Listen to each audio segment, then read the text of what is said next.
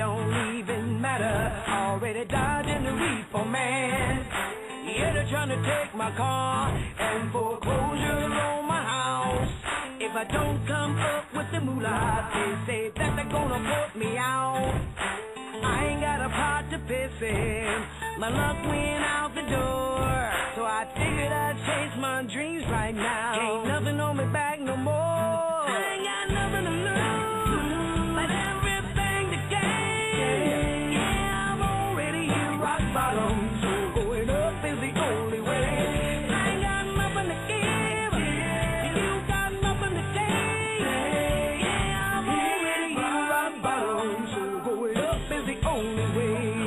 I broke up with my old lady, well she broke up with me, but I guess she did me a favor, 'cause there's one less mouth to feed.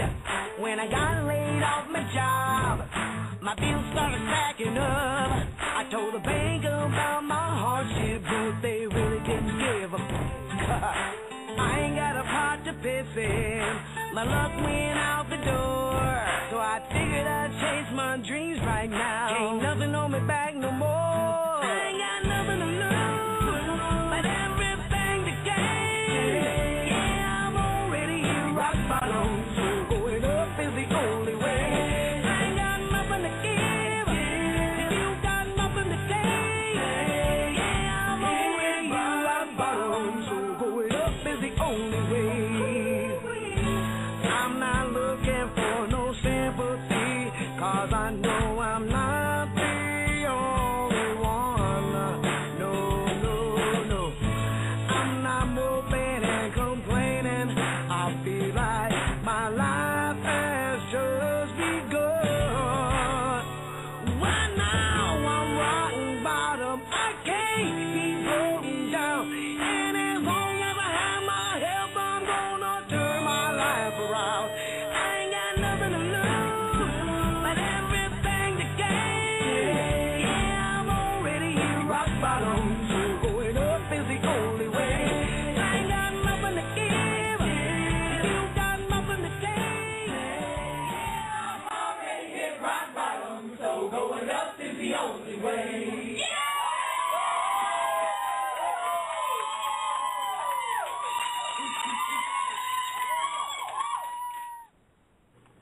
Yeah. What's up, everybody? Yes. Welcome to another of the Uniquely Sweet Effects Show. I am your host, Unique, and I have my co-host, Miss Kitty. Say hey, girl. Hey, girl, hey. All right, so tonight we have the special guest. We've been tweeting about her. We've been blogging about her. I hope you guys are ready to speak with her because we know we're excited. We have the winner of the Candy Factory, Miss Tasha Williams. Woohoo! Yes. Hello, ladies. How are you this evening? We're great. And how are you, Tasha? How you Good. doing? Hey, girl. I'm doing very well. I'm doing very, very well. Okay, so good. awesome. I've been so, yes. Okay, we both so excited, so I'm going to be quiet because I'm, like, so geeked. I'm so glad you're here. Well, thank you. I'm so glad that you guys, are taking the time to speak to me and learn about a little bit about me, and I appreciate it so much. That is so awesome. Now, I just want to say congratulations first for winning the Candy Factory. You know what I'm saying? I thought it was an awesome show. You had me emotional and everything, so I want to get on. Thank you. Now that Thank you very much. you're very welcome. You're very welcome. Okay, so the song Rock Bottom, I just have to say it's very, like Kandi said, you know what I'm saying, a lot of people can relate to it, you know what I'm saying, and I definitely can relate to it. And sometimes when I'm feeling down, honestly, I will play that song, or I will call Miss Kitty, and we be playing that song on three-way, you know what I'm saying, we just be going at it. Yes, honey, yes. We know the whole lyrics. That's what the whole song is about. I mean, she literally took my life and put it into that song, and I know that there's a lot of people who can relate to my story because there's a lot of people still that are in that situation. So, you know, I thought she did a wonderful job, you know, portraying who I am for sure. Right, right. That was a beautiful thing because I know a lot of people across the world seeing your face and all the passion and crying. You know, I was crying with you, girl. But and then Cry with me, girl. yes, I was. And then your component, what's his name, Brandon? He got Brian. Oh, sorry. You see which Brian. one I was rooting for. Yeah, right.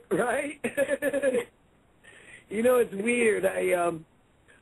In watching the show, I had no idea. I watched it along with everyone else in America. I had no idea what was going to be seen. The only thing I did know was that I was very emotional during the show. It was one of the hardest things I've ever done. And, I mean, you know, you're up all day and all night preparing for this.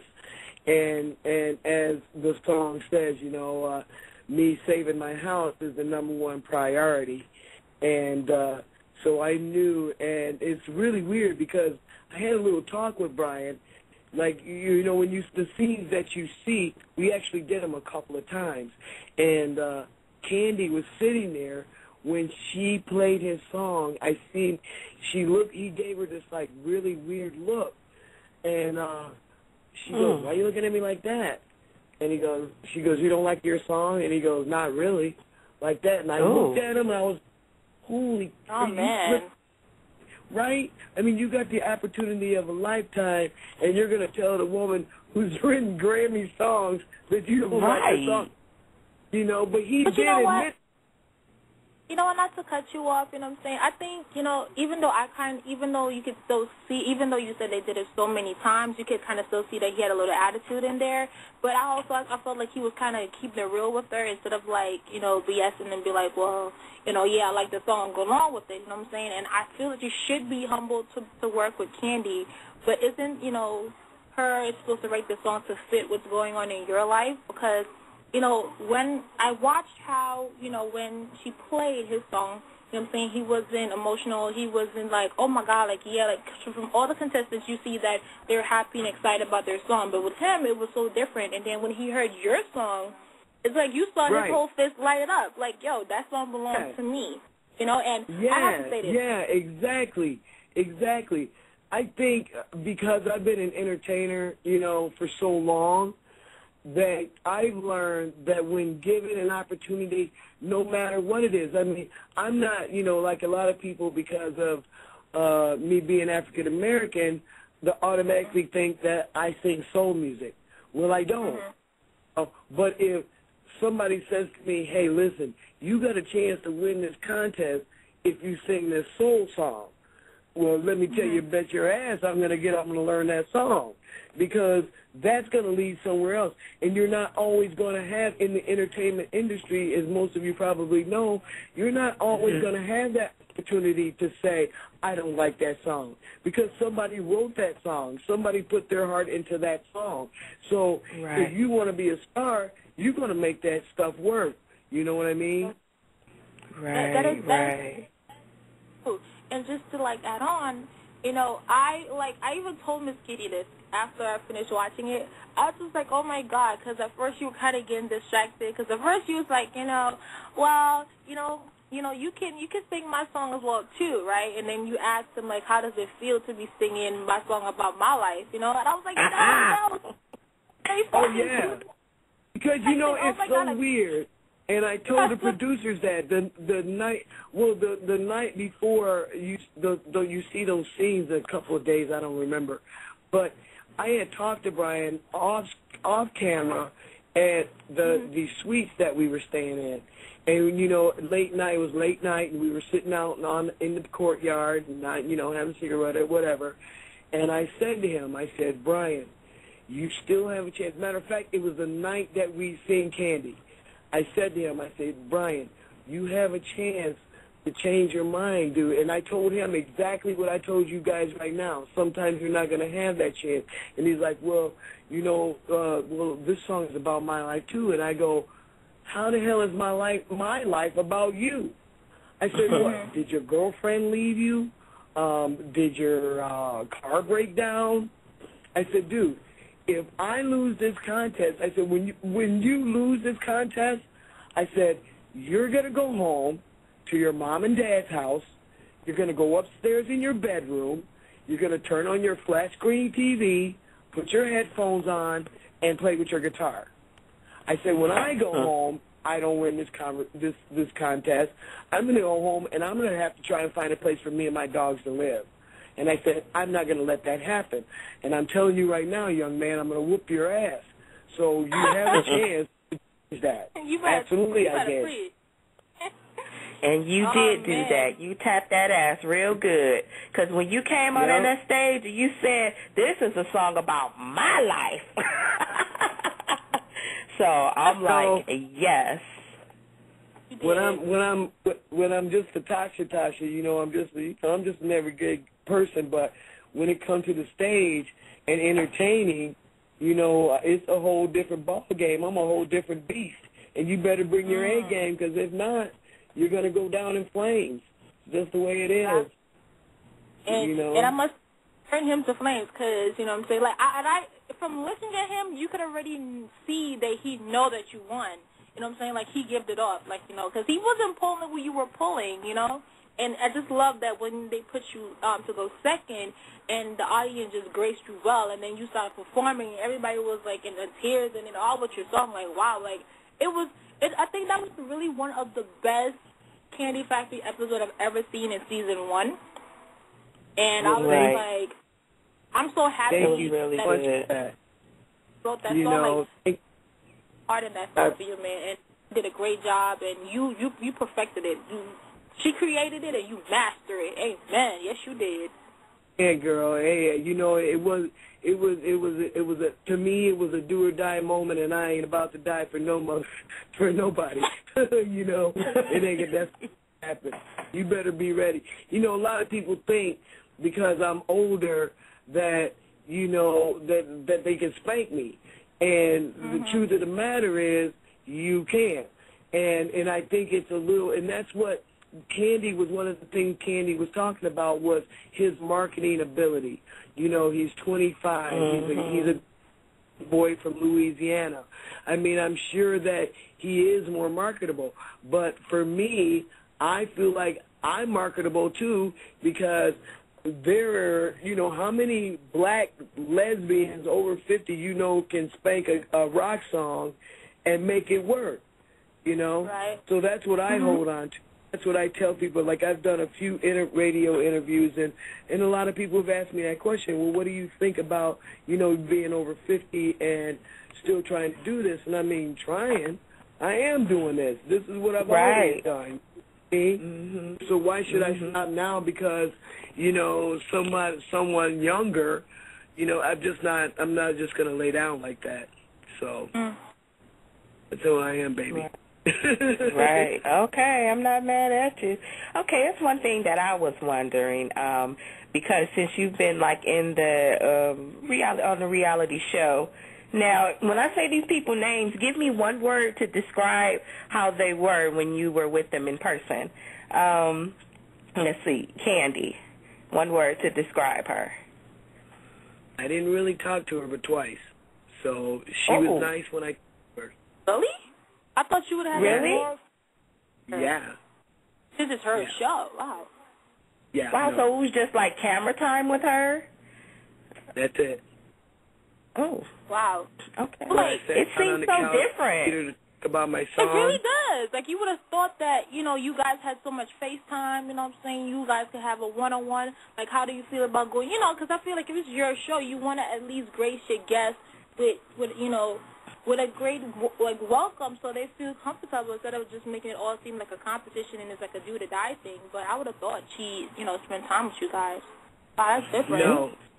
What you see on TV is what we got, the time we got with Kandi. And I'm not, you know, like, I'm not mad at it. I mean, you know, she you know, she's a rich a mogul, you know, and this was her baby. And I'm just, you know, the way I say it like this, I'm a tadpole in a flipping ocean. You know what I mean?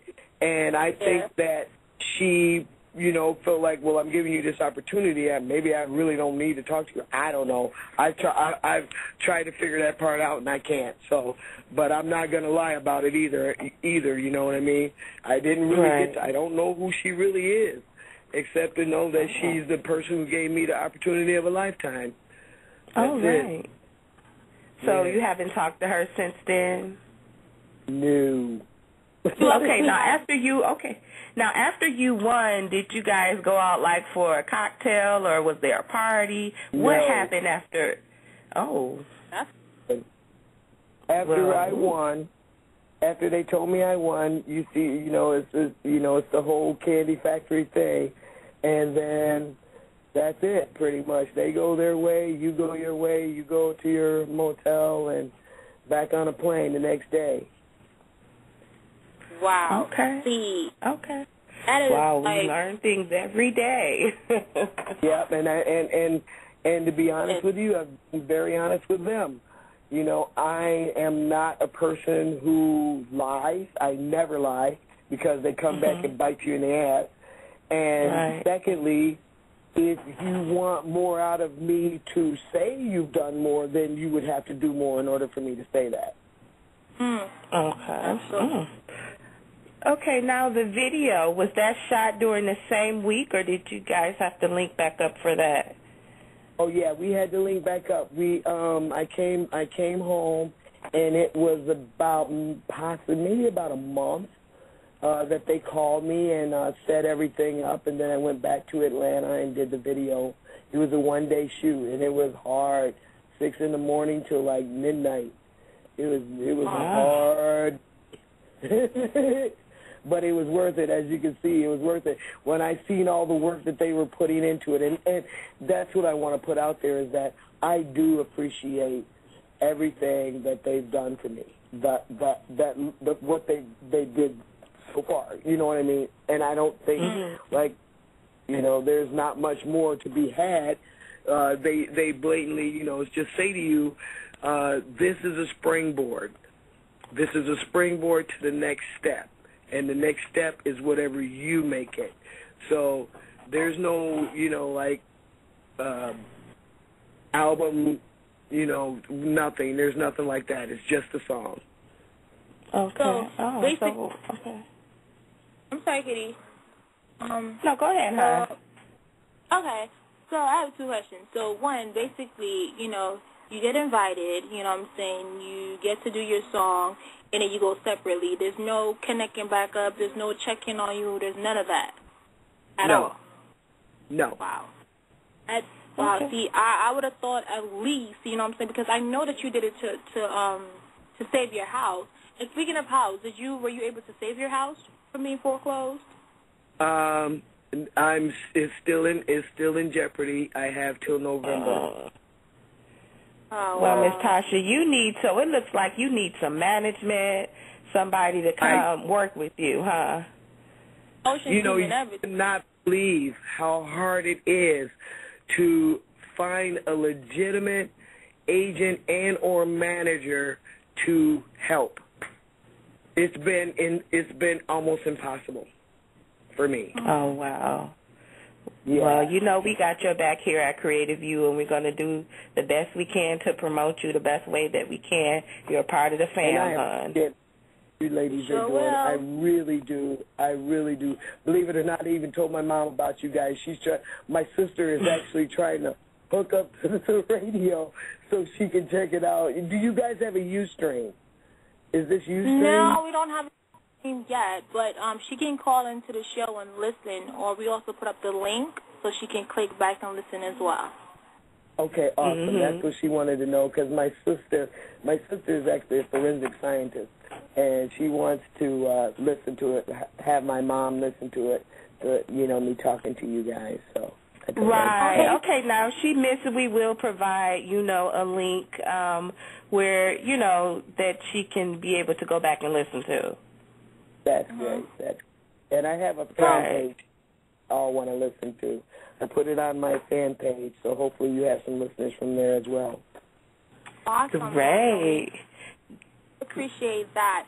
Now, I just want to get down into, now I know that you're a lesbian, I know that you're a stud, and I think it's really awesome, you know what I'm saying, but I just love how submissive you were when they try to change your appearance and they try to put eyelashes on you. Like, you didn't fight it. You know, most people would be like, no, don't put that on me. I just like, how was that experience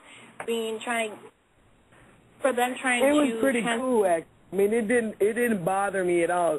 You know, the first day when we go in for our makeovers, her name was Tasha, right? I guess she's a makeup artist to the stars. She was very wonderful and very caring, and she told me the first day, we're going to put makeup on you, we're going to put eyelashes on you, we're going to give you what's called a day look so that you can feel what it feels like to have all the makeup on and the eyelashes and all that. So that first day when you see me, I didn't mind that makeup. You know, that was cool. She said, but tomorrow, she said, when the day of the show, she says, we're going to put it on. It's going to be a lot thicker. You're going to have bigger eyelashes. You're going to have lipstick. You're going to have blah, blah, blah, blah, blah. And I was like, oh, baby, damn, okay. All right, whatever. I'm here. It's just like when Kwame came out with that blue dress. And I literally thought he was going to make me put that dress on. First off, I knew that bitch wasn't going to fit. So I said, okay. Yes. I said, okay, I'll try it on. I would have went in there and tried to squeeze into it, made myself look like a fool. Because, girl, you know that's what it would have looked like. Me and any kind of... It's just wrong. The whole concept. I was hoping that he did. I was like, man, I hope he don't do this. I was like, nah. I just like, that was this in the contract? I was just like, I don't want to do this. Because I was just like, when I saw him do that, I was like, nah. He tried it. He tried it, though. He really did. He did, too. He looked at me. We was so serious. Kandi was sitting in the chair, and he was so serious. He said, okay, Tasha, he goes, I need you to try something for me. And they said, cut. And then they went off and did something and came back. And he went and talked to them, and then he came back, and they said, okay, action. So he says, I need you to try this. I know everybody likes to try different things. And then he goes to the rack, and I see him putting his dress up, and I thought he was going to give it to Kandi if we matched or something. I don't flipping know. And then he said, would you try this dress? Yeah, sure. Yeah, sure. Brian just kind of looked at me like, really? Yeah, that was really funny. Yeah. It really was. But you know what they really did for me is the boots I wore in the show and in the video, I fell in love with them. I fell in love with this pair of boots, and I kept telling them, I said, you know what, nobody else is going to wear these boots. I go, nobody else is going to fit my size. I go, you guys just need to send me those boots. I kept teasing them, and then I teased them again about it at the when we did the video, and lo and behold, girl, they sent me them flipping boots. Oh, I love them. That's what I'm... you better... Yep. Kwame has an assistant named Patrick, and he's just a sweetheart. And I spent a lot of time talking to him, and he actually sent me those boots, so I thought that was very sweet of them. I really did. Oh, that's so nice. And it's another moment that you had on the show when you were talking with Victor. So how was that moment? Ooh, that was one of the toughest moments, because believe it, like, you know, I've been learning songs for 20-some years, and normally I can learn a song in a day. It's not a problem. But this song was so much of me that when it was 4 lines that I could not remember, and those 4 lines are, book over me, she broke over me, I guess she didn't. I got laid off from my job. The bills started stacking up. I told the bank about my hardship, but they really didn't give a. Those 4 lines just about destroyed me. And he stopped everything. He told all the dancers and everybody to just leave, and it was just me and him in there. And he talked to me, and I'll tell you something. That young man, I told him he needs to write a book because he's so insightful. He has so much wisdom for such a young man. And, you know, he said to me, you know, have you ever thought about the reason that you have the block on these 4 lines is because that's the most devastating part of your life right now.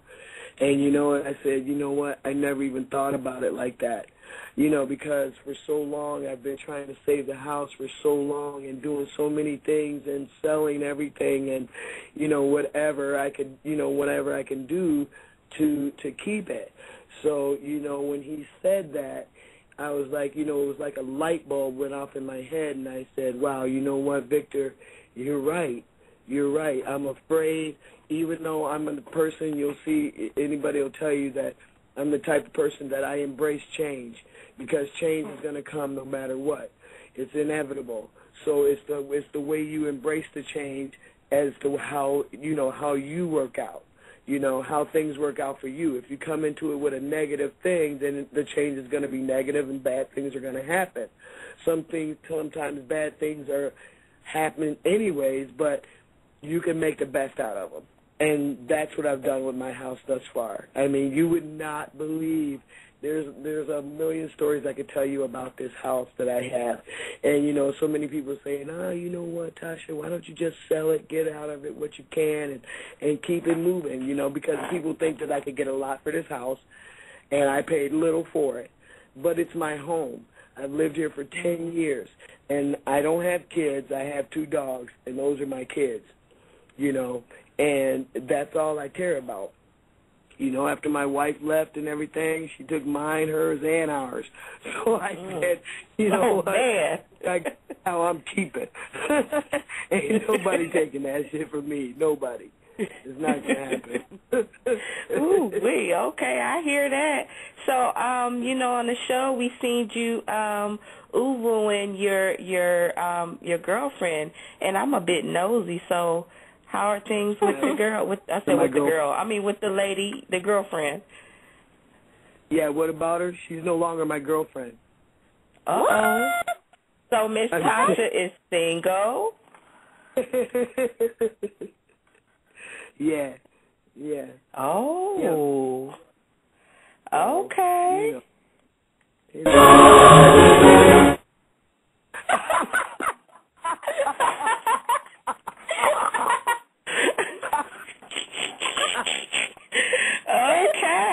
Okay. All right. So hey, that's you know, you live and learn. You know, somebody will come along. Kind of that you know, we still friends and stuff. It just didn't work out. Just because it don't work out, you don't work out romantically, don't mean you still can't be friends. And we've continued to, continue that friendship, even though there was a little bit of hurt there. It's all over with. I'm the kind of person. I don't know if it's a curse or a gift, but I have a tendency to forgive very easily, you know, because it just takes too much energy to hold on to it. And that, you know, you mad at your ex, and I don't want to see your face. And if I see your face, I don't want to see your face, you know. And I'm just kind of, if I see your face, you know, fuck it. Go ahead. Go and do what you got to do. And nice day, and it was nice seeing you. You know, keep it moving.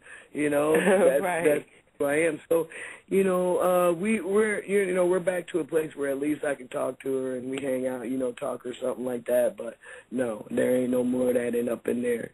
I'm looking for the right woman, though. Okay, well, let's see. You're looking for a few things, so let this be the platform. You're looking for honest management, and you're looking for a lady. Okay. All righty. So on that note, Miss Tasha, I'm sorry, go ahead. I said I don't date no studs. If she wearing a dress and got some fingernail polish on, we good to go. So I'm sorry. Okay, with no baggy pants on because I ain't got nothing to say.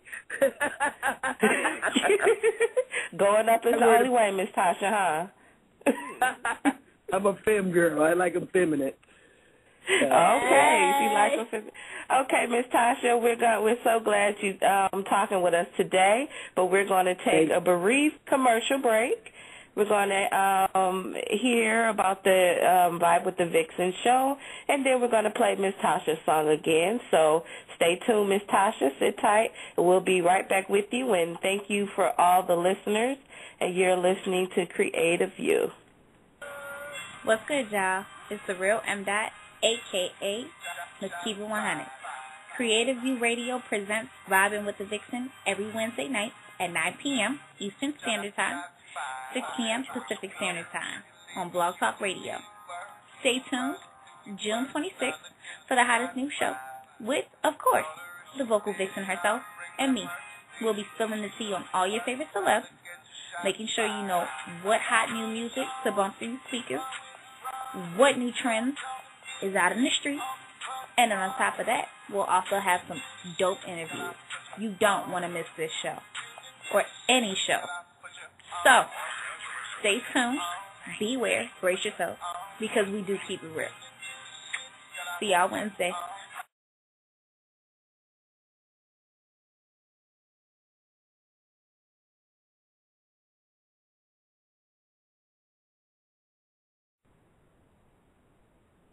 All right. Are we back on the air?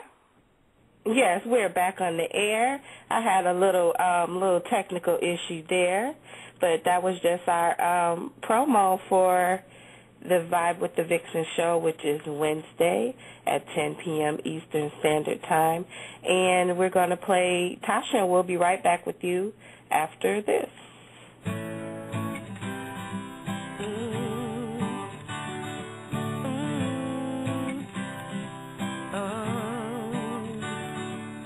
My car broke down. Oh, no, not again. But I guess it don't even matter. Already dodging the reefer man. Yeah, they're trying to take my car and foreclosure on my house. If I don't come up with the moolah, they say that they're gonna put me out. I ain't got a pot to piss in. My luck went out the door. So I figured I'd chase my dreams right now. Ain't nothing on me back no more. I ain't got nothing to lose, but everything to gain. Yeah, I'm already here rock bottom, so going up is the only way. I ain't got nothing to give, and you got nothing to take. Yeah, I'm already here rock bottom, so going up is the only way. I broke up with my old lady. Well, she broke up with me, but I guess she did me a favor, 'cause there's one less mouth to feed. When I got laid off my job, my bills started stacking up. I told the bank about my hardship, but they really didn't give a fuck. I ain't got a pot to piss in. My luck went out the door, so I figured I'd chase my dreams right now. Ain't nothing on me back no more. I ain't got nothing to lose, but everything to gain. Yeah, I'm already here rock bottom, so going up is the only way. I ain't got nothing to give, and you got nothing to take. Yeah, I'm already here rock bottom, so going up is the only way. I'm not looking for no sympathy, 'cause I know I'm not the only one. No, no, no. I'm not moping and complaining. I feel like my life has just begun. Right now I'm rock bottom. I can't be broken down. And as long as I have my health, I'm gonna turn my life around. I ain't got nothing to lose, but everything to gain. Yeah, I'm already here rock bottom, so going up is the only way. I ain't got nothing to give, and you got nothing to take. Yeah, I'm already here rock bottom, so going up is the only way. Yeah!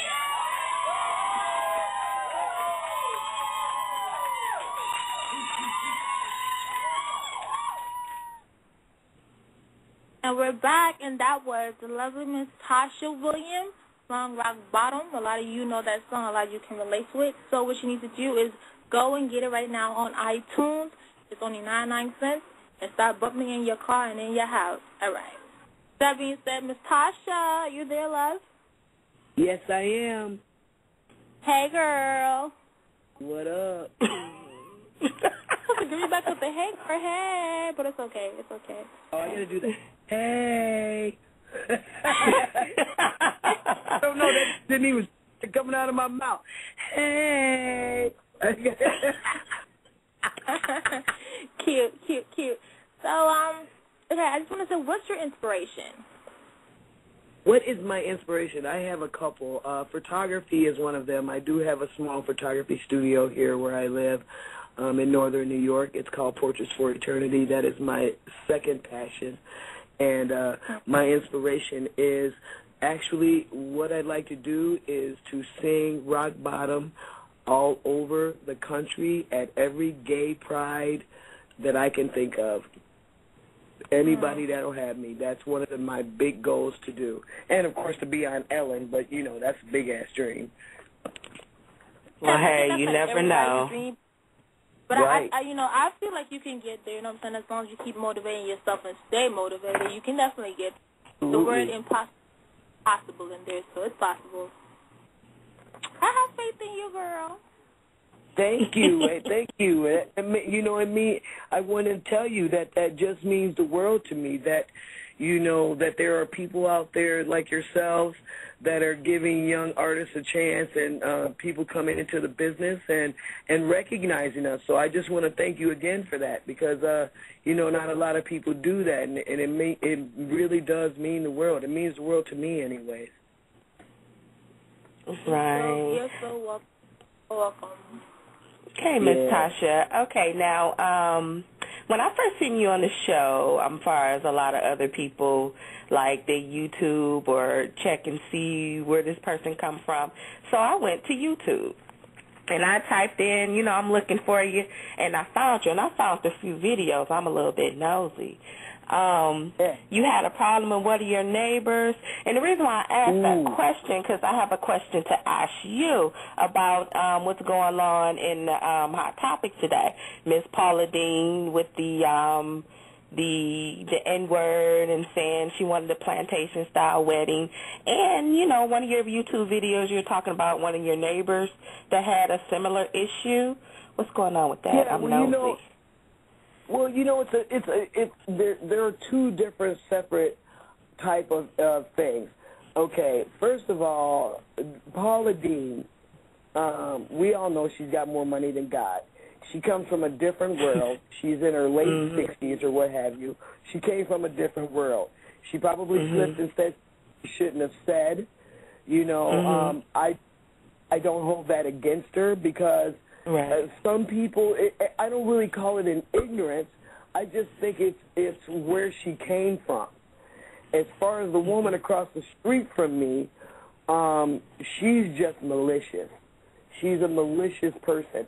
And you probably read some of the comments that people said, you know, oh, how can you, you know, if somebody slapped me, the whole slap me, I've never slapped a woman in my life, okay? And woman was malicious. To tell you really quickly, she's got chickens, okay? Chickens, all right? She's letting her chickens free. It's coming in my yard all the time on my land. I told her 50 times. I said, keep your chickens off my land. Well, she didn't want to think that I owned my house. She thought somebody, I don't know who she thought owned it, but she didn't think I owned my house. She comes up to me and tells me, no, you don't own this property. I can have. I said, Tonda, I own the house. I said, stay away from my house. Well, one day I'm over. My best friend lives directly across the not even the street, the driveway over.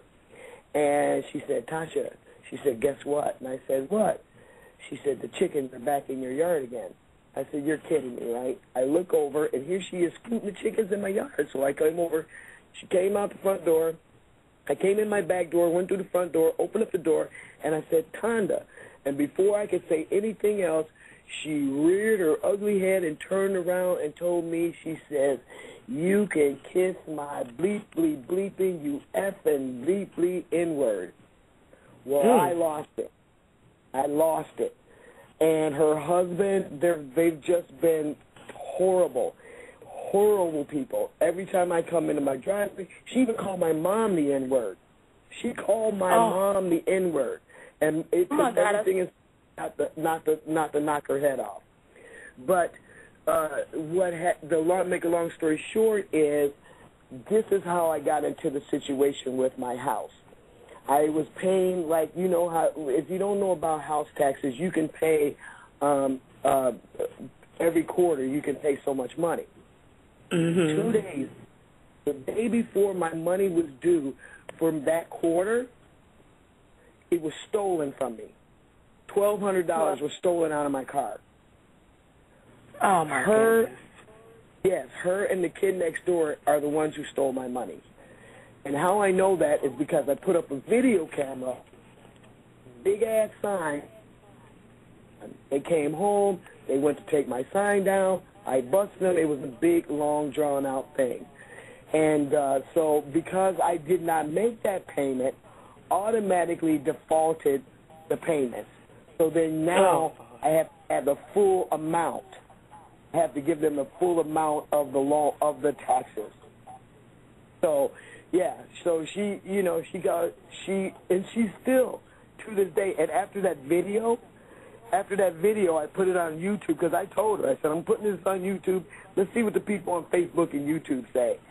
And she ended up hiding her truck for like 3 weeks. People started threatening her. It was horrible. I didn't want anybody to do anything mean to her. You know what I mean?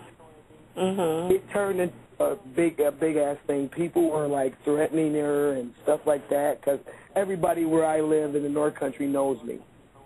So I did it out of anger because she'd been calling me a nigger for 4 years, and I shouldn't have done it, but I did. So now we stay away from each other. We took each other to court, and I took all the evidence I had against her, and the judge told her to stay away from me for a year. So that's what she's done. Well, that's good. That's good. Oh, man, I'm sorry all that. Hey, no one should go through that. Huh? No, I'm sorry. I'm so sorry to hear that. Like, no one should go through that, though. Oh, yeah. You know, it's, you know, I'm past the point of anger or anything like that because, like I said, some people are just ignorant. She's a whole different, like I said, Paula Deen is not an ignorant person. She just said something out of context that she shouldn't have said, and it got caught saying it. You know what I mean? But she's not like walking out her back doors and going to the black people's house across the street and calling them N-word and saying get out of your, you know, getting out of the town. She's just one of those people that I really believe she just slipped. She said something she shouldn't have said, and because of that, now she has no show. She had, you know, she's lost everything, but she ain't lost that much because the bitch is rich. So, you know what I mean? All you got to do is write a couple more books. Oh, you just ran that whole thing in. You know what I mean? Do a couple of appearances, cook somebody some food. You ain't got to worry about the show. It'll all be paid for. Please. You're right about that. It's the truth. Like, did you hear also where she wanted to, I think she was attending a wedding and she wanted to just have black waitresses only? Did you hear that? No. Like, there was saying that, and it caused a big controversy, and people were getting upset that she just wanted to just have black waitresses only. Like, how did you feel about that? Just like hearing that. Like, what would you? She wanted to have a plantation party. Well, what I'm thinking is then she's delusional. I mean, think about that. Who would say something like a person in your position? I mean, think about this literally. A person in your position, you're going to go say, well, I only want to have black waitresses at my party. Think about that. Her cookies then must be a little bit crumbled, because any logical person who is a business person or an entertainment or cooking or whatever is not going to say that. She's been, what's more non-politically correct thing could you say? So doesn't that make you think about, what was she thinking? Who was she talking to? And she knows what she's doing, because also when you watch the first video, there's no remorse, there's no tears, there's nothing, you know what I'm saying? It's just like, in her mind's like, yo, I don't really have to apologize to you guys, you know what I'm saying? But she's just gonna like fake it, and I feel like someone forced her to do it because she really didn't want to do it, and I just like I can't take her seriously, like I can't, and I just feel like everything happened for a reason, so maybe her time is up, you know? That's exactly what I'm saying. Everything happens for a reason. Maybe she just got too big for her britches and thought that she could do or say some things without thinking about it. I mean, if you look at Paula Deen 20 years ago, 15 years ago, when she first started on the Food Network, she was just a humble little old lady who got to cook on TV. And then she turned into Paula Deen. And people, once you get so much fame, that's the problem with people who get so much fame. They get so much of it, they forget where they are. They forget where they come from. You know what I mean? They think because they're the personality that they are, that they can basically say anything. But you can't. So now she screwed her whole life up because she wanted some black waitresses, which makes no sense. What the hell does it matter? Because she was, if you're having a plantation party, there was no white maids? Is that what I'm supposed to believe? Man, I don't know. She's trying to do what I just kind of feel like, she's just doing so much, and she's doing it for attention. And like you said, she forgot where she comes from, and she's not humble anymore, So it's just like, she feels. But I'm happy, I must say. I'm truly, truly happy that the Food Network decided to drop her. But they're saying they're only dropping her because they had no choice. They had no choice but to. I mean, who's going to keep somebody after that? And this is exactly, and this is what I believe. You ready for this one? Switching from Paula Deen to Nene Leakes. Nene started out with nothing. She's always been an awesome personality. But when she was on Andy Cohen and she said, the housewives would be nothing without me, to me that's a mistake. Every single person can be replaced. Anybody can be replaced. That's true. That's and it comes down to when you get so much fame, you get so much money, you get so much clout, you get so much of this, people love you, whatever it is, you go and then you forget where you come from. You forget the humbleness of being broke and not knowing where your electric bill is going to come from. You learn to appreciate life a lot more when you don't have anything. And I think that people, when they get something, they forget about all that. You know what I mean? Forget. I truly know what you're talking about. But with me, when I look at Nene Leakes, yes, she did come down from, from not having something to being this famous rich person. And to me, she built her network. But to me, she's kind of still humble because she still, like check herself and be like, well, I came from nothing. You know what I'm saying? From what I see. She came from what nothing. They show us, that's what I get. Like in person to say her attitude is a diva or not. She's quite a diva, but she's She is a diva. Cool. She deserves to be a diva. She deserves it. She deserves it. She came from nothing. She came from nothing, and look where she is right now. And I know she's humble because of that, but what I'm saying is don't forget it. You know what I mean? You got. I think that I would want to have, if I was someone in that stature, I think I would want to have someone to say, okay, Tasha, listen, this is what you can say, this is what you can't. Because when you're talking to people, like I'm talking to you right now, everyone is listening to what you say, and they're going to judge you on what you say. Right. Plain and simple, correct? Correct. You know? So, and I think that, like I said, I just think that people get so, I don't know, maybe it's just me and I'm Poe. Maybe that's it, you know. And I think about what I would say. Oh, I wouldn't say that, you know what I mean?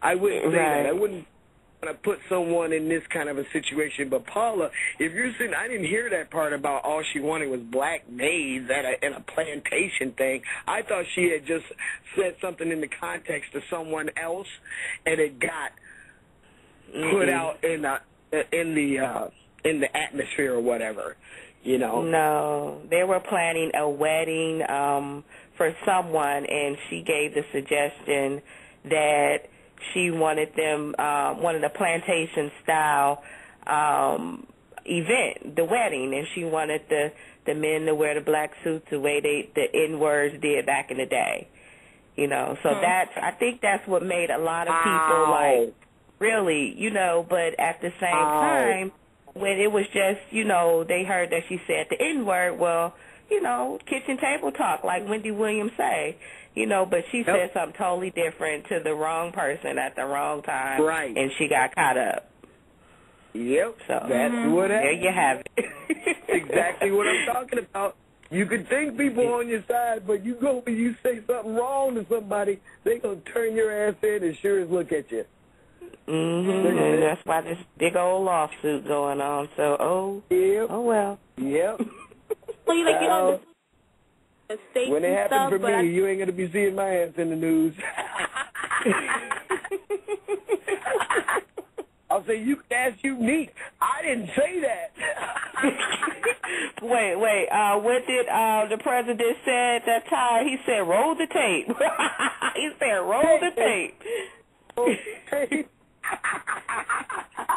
That's so true. That is so true. I swear. You know, Oprah and Paula Deen are like close friends. Like, well, how do you think she feels about the situation? Because so many people are waiting for Oprah to like make a statement or say something. Because I tell you, I don't believe. First of all, I think Oprah don't want to be in the middle of it. Right. You know what I mean? She's gonna go. She's thinking about her brand. Right. Why would I go and say something about Paula Deen calling somebody a nigger? What is that gonna do for me? You know? She may just let it blow over. She may not say anything, or then again she may say, well, you know, yes, Paula's my friend, but she made a great error or something like that. You know what I mean? But I think, though, knowing if you see the personality that Oprah is, I don't think Oprah would deal with Paula anymore for that reason. Because she's real sensitive when it comes to those type of things. Right, let's not forget Oprah is from Miss. But, you know, guys, also, I was checking on Twitter, and I know there's a lot of people is saying that, you know, they find it interesting that, you know, Paula Deen, you know, gets fired for saying the N-word when it's, you know, virtually required for artists to use it repeatedly.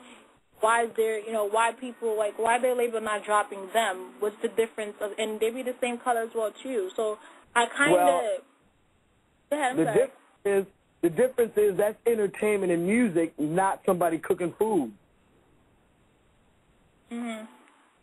But I mean, don't you think?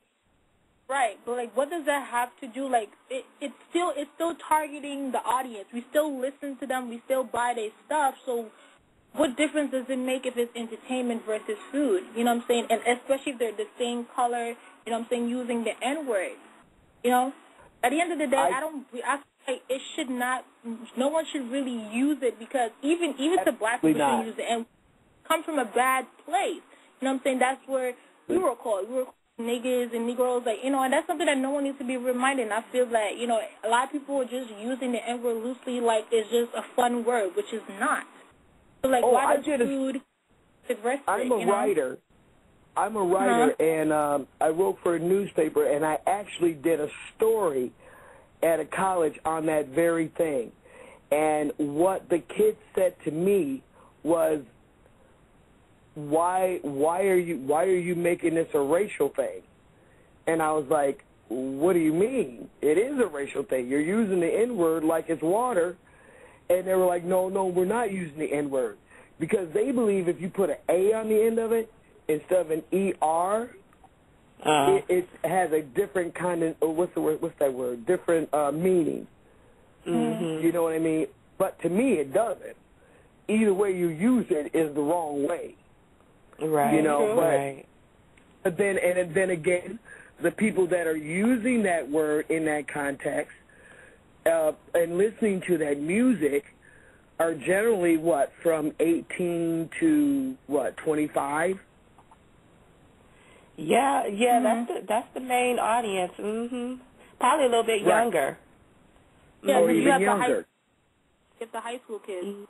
Yeah, middle school, you know. Nowadays, you know, parents let their kids listen to whatever they want, you know. So Exactly. And you know what's so weird about that is that kids have literally, they don't know any history about where we came from.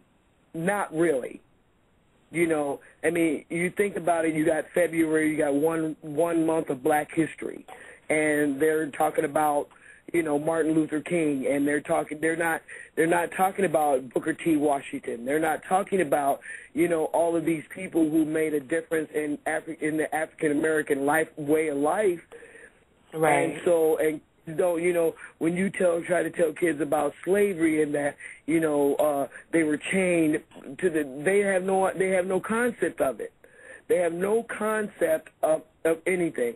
And what's so scary it's not even just with Black kids, but it's like the white kids are the same way. A lot of the white kids do not believe that the Holocaust happened. Things like that. So if they teach that history, how are they going to know it? You better say it, Miss Tasha. You better say it. That's what it is. But when it comes down to using the N-word, when their white buddy who's got his hat on, crocked on, you know, trying to be a brother, says, yo, nigga, what's up? You know, it's not like they're not, you know, hey, you're a nigger. You know what I mean? So that's why they think of it so differently than what it really is. And when you talk about it, like somebody older like me, when you talk about, well, young man, you know that what that word means, do you know where it came from? Do you know why it's even used? They don't care. Right, that's so true. You know, they don't care. They don't care about the history. They don't. Well, you teaching us something, Miss Tasha. We really appreciate this. But we have a caller on the line that wants to say something. We have on the line, we have Alicia. Hello. Alicia, you're live on CreativURadio. Hey, girl. How you doing? Hey, bub. Hi. So, Miss Tasha, I want to say I appreciate you so much. You stayed true to who you was on the show, and that's why I'm a fan, and I appreciate you. So Well, please Alicia, thank you so much. Oh, no problem. Please stay true to who you are, and don't change for the industry at all. Just be you, because that's why you have all the fans that you do have. Excuse me, I just came from the gym. I'm tired. That's why you do have all the people that you do have behind you, and we appreciate you so much. So, Well, thank you so much. No problem. Thank you. Hey, John, if you go to Facebook and you go to Tasha Williams Fans, make sure you go on there and like so I can see who you are and leave me a note. Well, I actually just followed you on Twitter. I'm the real M. I will be on tomorrow's show, Vibing with the Vixen, with the true vocal vixen herself. So please support that show as well. Thank you so much, Alicia, for that. I got to tell you that it just means the world to me to hear that, you know, someone understands my plight and agrees with me. And you know, it just means the world to me to know that. I really appreciate it. You are appreciated. We love you. And just keep doing you. Trust me, I'll have everybody in Seattle buying your song. Don't worry. I got you. Hey, call your radio station, baby girl. I got you. Thank you so much, Alicia. No problem. Thank you. Okay. No problem. Okay, we are at the top of the hour. Miss Tasha, you going to hang in with us for a little while longer? Sure, if you'd like me to. Sure. Okay, we're going to take a quick break. We probably listen to a couple of songs, and we will be right back with Miss Tasha Williams on CreativURadio Radio. What's good, y'all? It's the real M.Dot, a.k.a. Miss Kiva 100. CreativURadio Radio presents Vibing with the Vixen every Wednesday night at 9 p.m. Eastern Standard Time, 6 p.m. Pacific Standard Time on Blog Talk Radio. Stay tuned June 26th for the hottest new show with, of course, the vocal vixen herself and me. We'll be spilling the tea on all your favorite celebs, making sure you know what hot new music to bump through your speakers, what new trends is out in the streets, and then on top of that, we'll also have some dope interviews. You don't want to miss this show or any show. So, stay tuned, beware, brace yourself, because we do keep it real. See y'all Wednesday.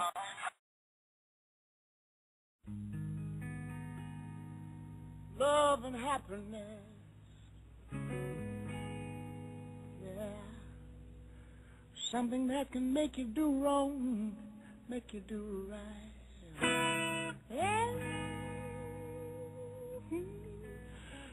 Love.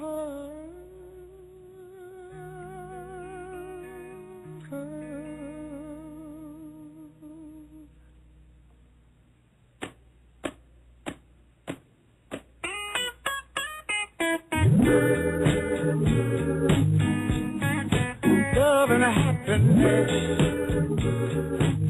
But wait a minute, something's going wrong. Someone's on the phone, 3 o'clock in the morning. Yeah. Talking about how she can make it right. Yeah. Happiness is when you really feel good about somebody. There's nothing wrong being in love with someone. Yeah. Oh, baby, love and happiness. Love and happiness.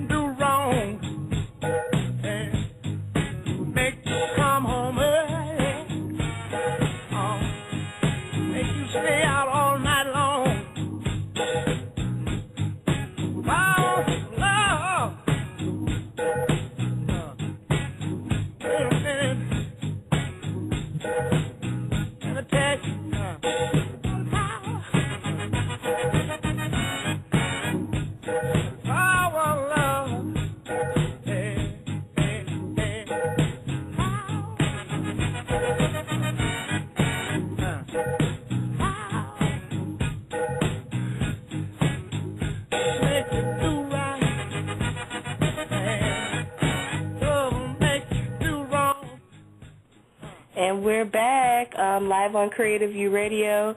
I had to play some old school because Miss Tasha was just schooling us, so, you know, we had to play that old school just because. I was loving it. Where me too, I was bumping to it. Okay, I'm done. Loving that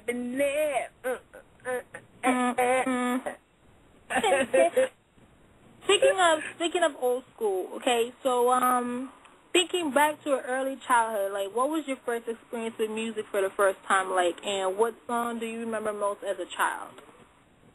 The first time I remember, the most memorable thing is I entered a talent contest when I was 16, and I sang Gladys Knight. Just kidding. I guess you must between these lines. Neither one of us by Gladys Knight. And I sang in this contest, and when I got done, I looked up, and the whole audience was on their feet clapping, and my mom was crying, and she was jumping up and down. I could hear her going, "That's my baby, that's my baby, that's my baby." And I was hooked after that. And I've been doing it ever since. And is that when you, like, first realized that you wanted to pursue a career in music? Yes, it is. Yes, it is. It was one of the best feelings of my whole existence. When you're on stage and you get that kind of a reception from people who are enjoying what they're seeing and hearing, and they're showing you their appreciation by clapping and screaming, and it's like a rush. It's like a big rush. It is. It's the best feeling in the world. It's the best feeling in the world. I've actually, been so close to the fame door. This is my second time around. When I was young, when I was back in the early mid-'70s, I was with a band called Trick out of Buffalo, New York, and we went all the way. We got to New York City. We had the whole press thing. That's back when albums were big, and we had the big party, the press party. I met Billy Joel and Christy Brinkley, and I met Ozzy Osbourne and his wife Sharon, and it was a wonderful, wonderful experience. And then all of a sudden the door shut, and that was it. It was like, it was all over and starting from the ground up all over again. And it's been a great life. I can't complain about anything. I have no regrets really, that I can speak of on the radio. But other than that, it's been a good life. It's been a good life.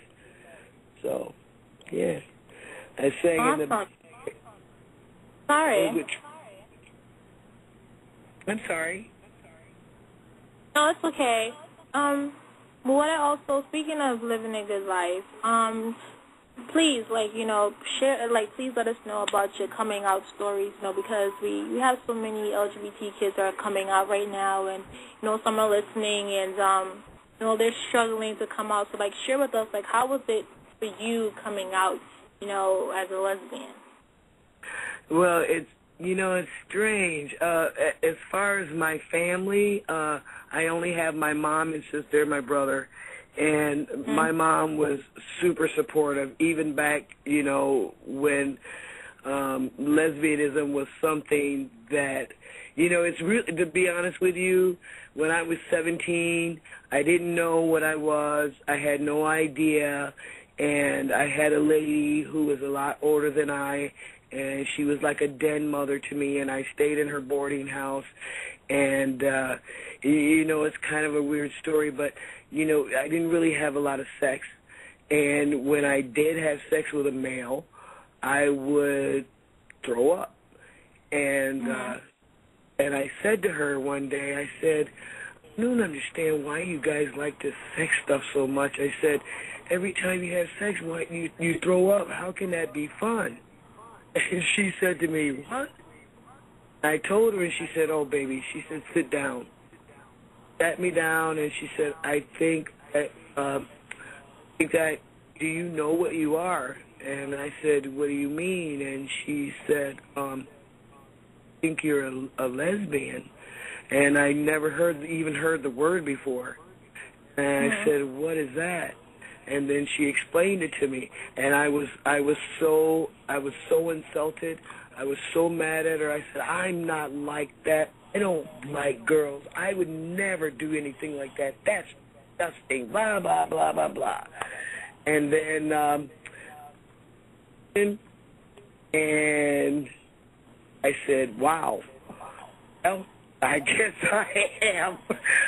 You know, I had somebody, this older, she was an older woman. Well, I was only 18, but she was like 30-something, and she was Puerto Rican, and she was 5 foot tall, and she drove a black Corvette. Experience. And she used me, abused me, and threw me in the trash. Oh, she no. did which way, but and at the end of it, I was like, you know, you're 18 years old, you think you got a new girlfriend, and you're all happy, and she had a beautiful apartment, and all of this stuff. And when she got done with me, she said, okay. I said, I'm done. And I go, what do you mean? She says, get up.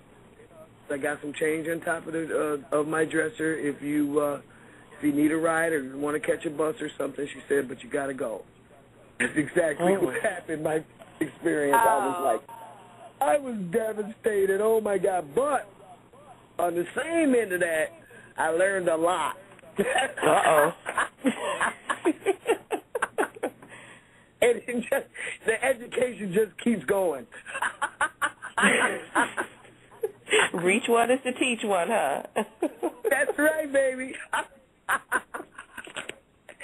I don't know why I'm talking to you girls like this. You ain't never even seen my face, and I'm saying all this crazy shit.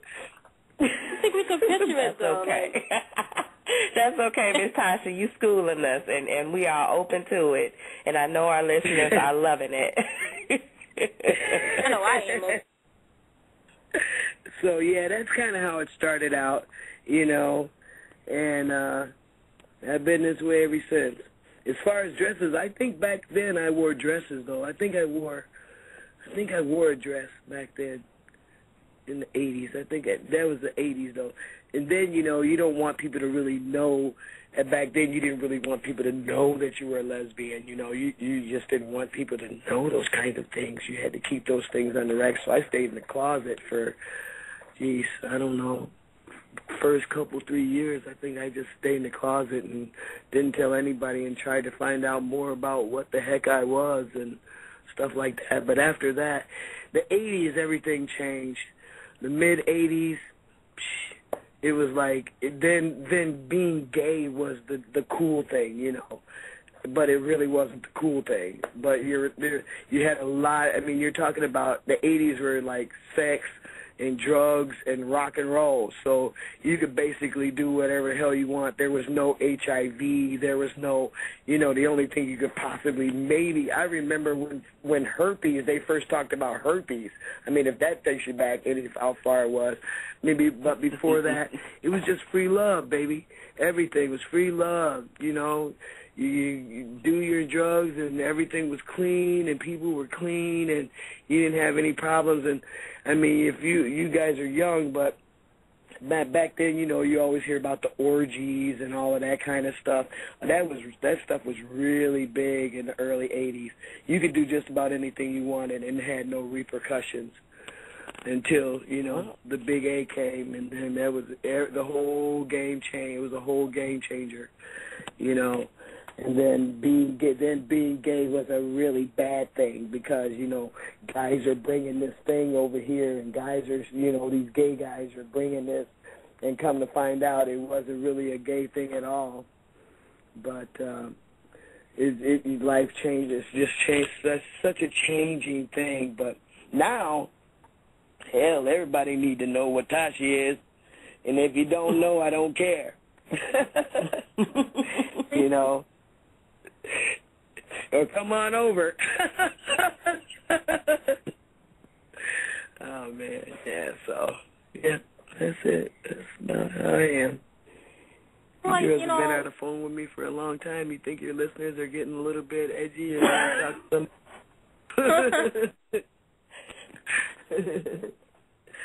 So what else did you want to ask me? Oh, you want more questions? Okay.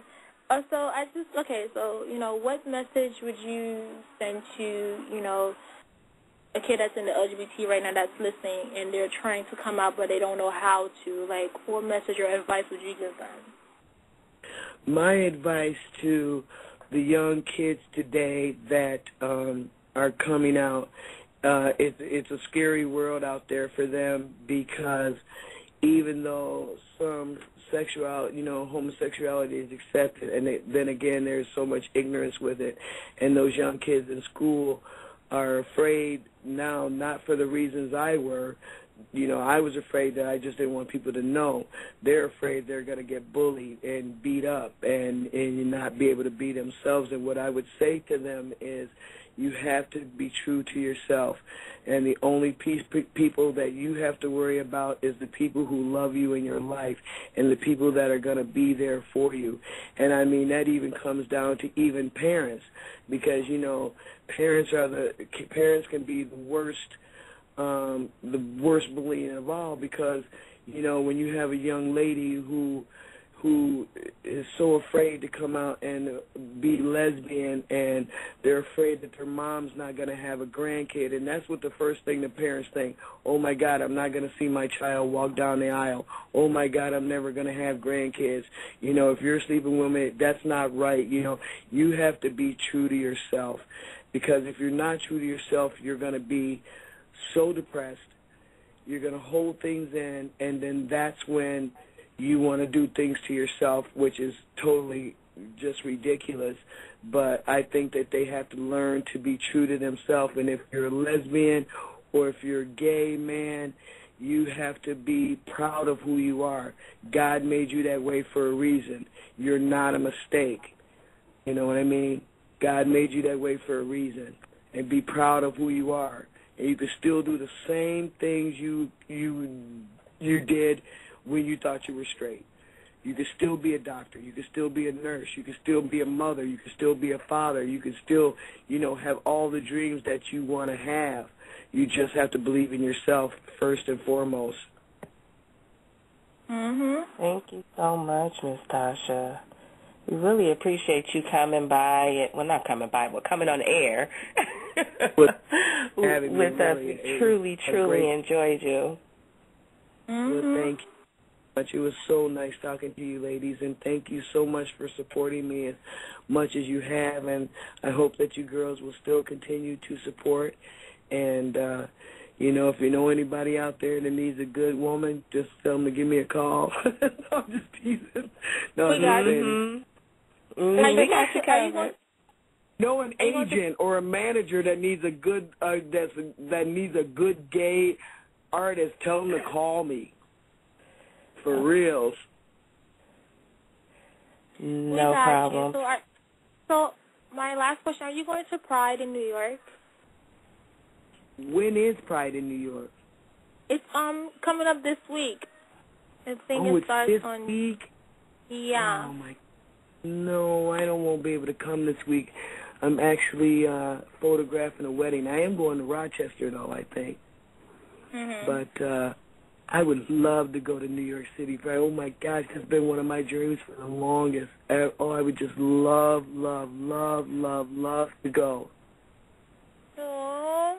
I'll take lots of pictures for you. Yeah, would you please take some pictures? I will. Hey, Tasha. I will. Got your back, girl. I got your back, girl, yeah. Okay, before we let you go, Miss Tasha, we just want you to tell our listeners where you can be found and how can they reach you. Okay, you can find me on Facebook.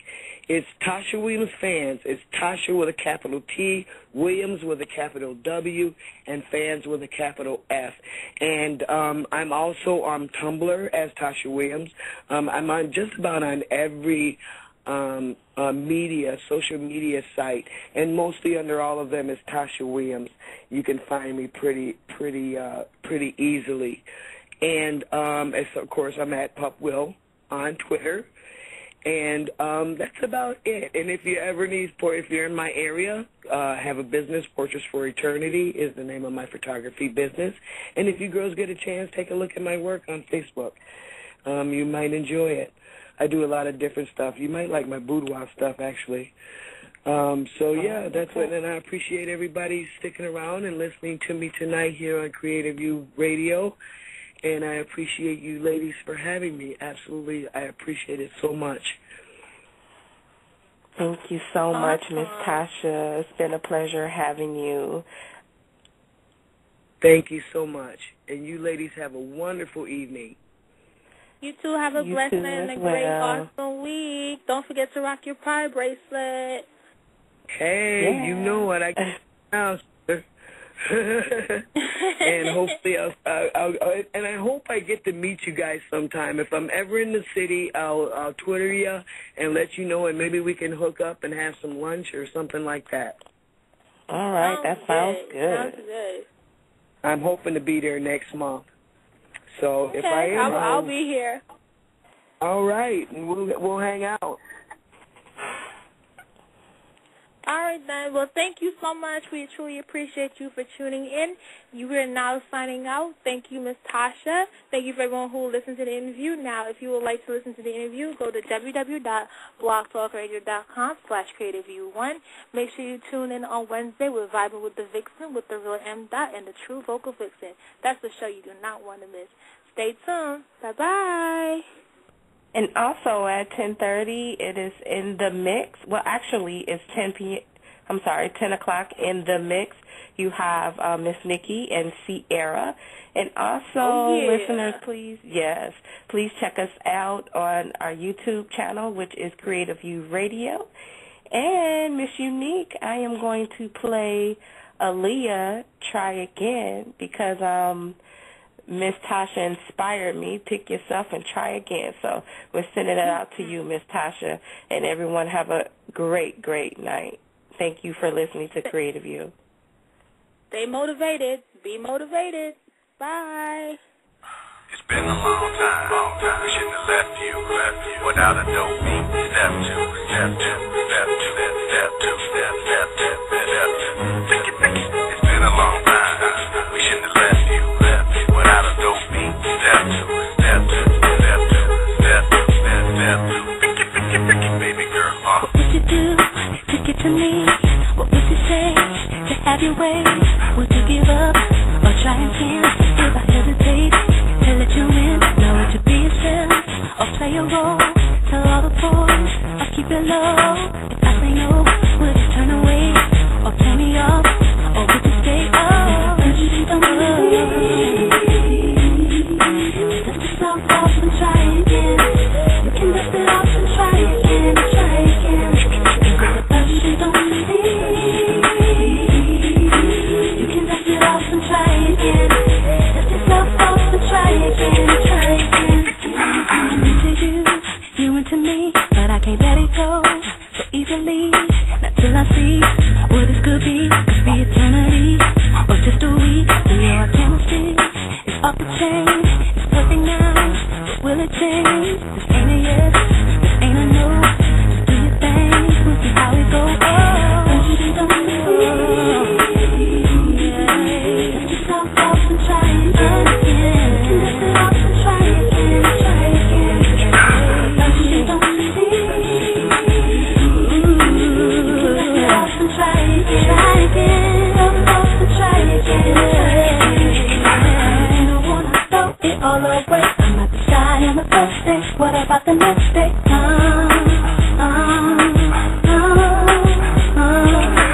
You don't wanna throw it all away. You're bugging on the first day. What about the next day?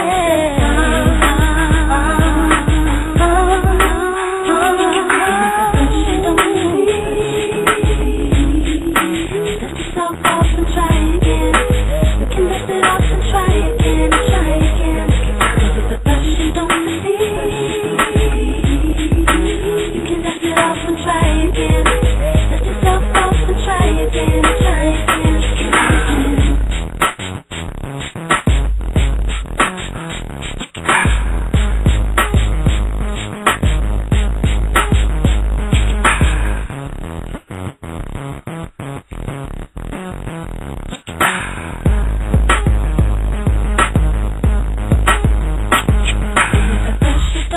Yeah. Let yourself off and try again. You can. Lift it off and try again. I can. But you don't succeed. You can lift it off and try again. Lift yourself off and try again. But you don't succeed. Let yourself off and try again. You can lift it off and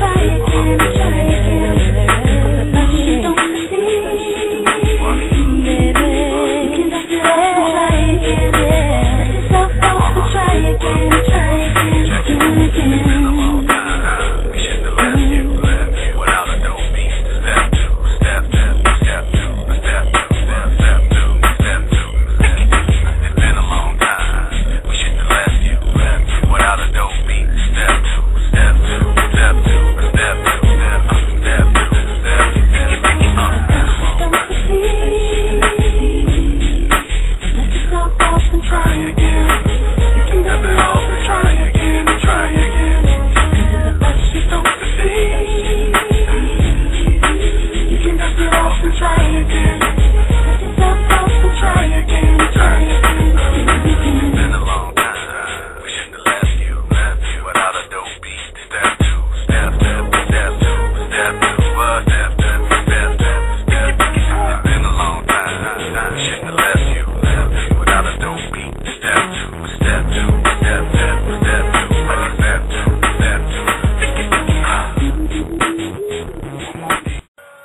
What's good, y'all? It's the real M. a.k.a.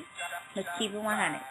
Creative View Radio presents Vibing with the Vixen every Wednesday night at 9 p.m. Eastern Standard Time, 6 p.m. Pacific Standard Time on Blog Talk Radio. Stay tuned June 26th for the hottest new show with, of course, the vocal vixen herself and me. We'll be spilling the tea on all your favorite celebs, making sure you know what hot new music to bump through speakers, what new trends is out in the streets, and then on top of that, we'll also have some dope interviews. You don't want to miss this show, or any show. So, stay tuned, beware, brace yourself, because we do keep it real. See y'all Wednesday.